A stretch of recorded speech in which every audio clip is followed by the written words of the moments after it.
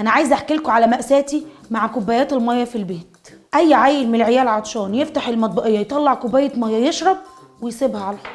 وتعبت من كتر يا ابني اللي يشرب في كوبايه ميه يشطفها ويرجعها في المطبقيه مكانها ولا كاني بتكلم ولا حياه لمن تنادي. في حلين، اول حل انك تعطشي العيال وما تشربيهمش، وطبعا ده مش ممكن. تاني حل بقى ان احنا ما نشربهمش في كوبايات ازاز ونبعد عنهم الكوبايات الازاز خالص. كل عيل من العيال بيحب يبقى ليه شخصيه، احنا بقى هنلعب على الحته دي، هنركن دول ونجيب الكوبايات البلاستيك دي، هنشوف كل واحد فيهم بيحب لون ايه ونخليه يختار اللون اللي بيحبه، وتبقى هي دي كوبايته اللي بيشرب فيها الميه طول النهار. هتبقى مسؤوليته ينظفها، يحطها في اي حته، عطشان ومش لاقيها يروح يقلب الدنيا عليها لغايه ما يلاقيها عشان يشرب فيها. ويبقى كده ريحنا دماغنا وحمينا اولادنا من الكوبايات الازاز اللي ممكن تتكسر في ايديهم. بس عايزه اقول لكم حاجه، الكوبايات البلاستيك ما تبقاش اي بلاستيك، لازم يكون عليها رقم 5. قولوا لي بقى في الكومنتات الفكره دي هتعجبكم ولا لا. انا عن نفسي جربتها وارتحت.